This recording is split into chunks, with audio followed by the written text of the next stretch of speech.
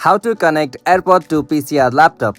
Hey everyone, welcome back. In this video, I will show you how can you connect to your AirPod on PC or laptop. So let's get started. First, you have to do a right click on your Windows icon just at the bottom of your taskbar. Alright, after you do a right click, from here you'll have to click on settings. And from the settings section, at the left hand side panel, click on Bluetooth and devices. Alright, from this section, click on few more devices, or you can also click on add device directly. And from this section again, click on add device.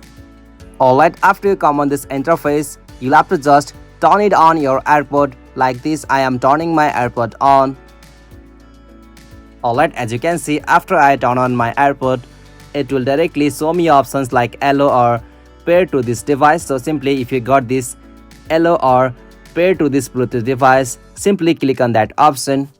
Alright, as you can see, the connection has been successfully completed, and from this section I can easily access my AirPod on my laptop. So in this way you can easily access your AirPod like your audio format, your volume level, and on these sections like audio enhancement.